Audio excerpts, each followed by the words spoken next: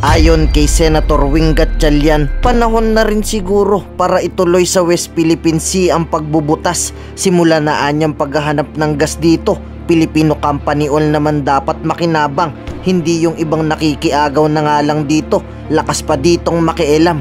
Ayon pa sa Senado, hindi lang sa West Philippine Sea tayo magbubutas mga Pilipino. Pag-aaralan din nila dito kung paano tayo makakapag-nuclear. Gagawa ba ng bagong pasilidad o bubuksan na lang natin Bataan Nuclear Power Plant? Kaya sinusuportahan ko, actually matagal na rin natin sinasabi, hindi lahat ng ating service contract na sa loob ng West Philippine Sea. No? Marami doon outside. No? At pwede nating umpisahan na yung exploration doon. No? Alam ko, ang DOE ay nagpaplano na hikayatin yung mga may service contract doon na mag-explore na sila dahil kailangan natin ng enerhiya sa mga susunod pang mga taon. At kaya yung budget ng DOE, sinusuportahan natin yung kanilang nuclear program. No? Almost 5 years na, no? Sinusuportahan natin at naglalagay tayo ng pondo doon para maging ready ang gobyerno natin. May mga nakuusap akong experts sa Korea, sabi nila mas maganda pang magtayo ng bagong planta dahil new technology, mas episyente, mas safe. Kaya hindi ako technical expert, pero sa aking common sense, mas maganda pang magpatayo ng bago na planta dahil bagong teknolohiya yung gagamitin natin. Mas less cost, no? Less ang gastos natin doon. Pero ayon kay Kuwangko, chairman ng Special Committee of Nuclear, dapat mag-nuclear na din talaga tayo bago pa sumapit ang 2045. 16,000 megawatts kasing madadagdag daw dito. Siguradong kuryente ay magmumura. Dapat mag-nuclear na po tayo.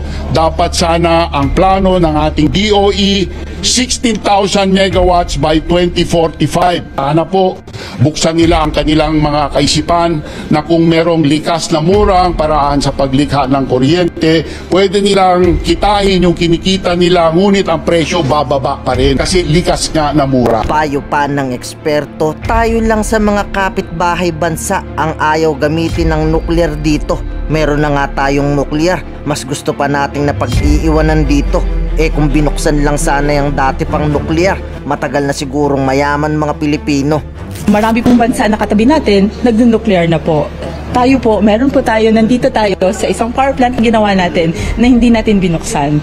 Baka po tayo, hindi lang po baka, tayo po ay napapag-iwanan. Pero ayon sa ambasador ng China, kasama sila sa pagbubutas dito. Usapan daw yan noong 2018 ayon kay Wang Silian. Kasama daw sila sa paghuhukay ng gas dito. Kontrata nyo yan sa China ayon kay Wang Silian. We are ready to work with this administration.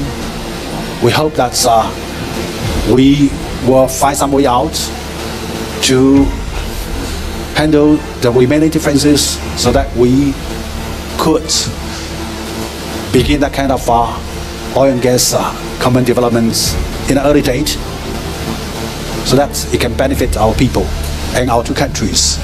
Ngayon, ikaw bilang Pilipino, ano ang masasabi mo at reaksyon sa balitang ito? Mag-iwan ka ng komento sa ibaba at atin pong babasahin isa-isa.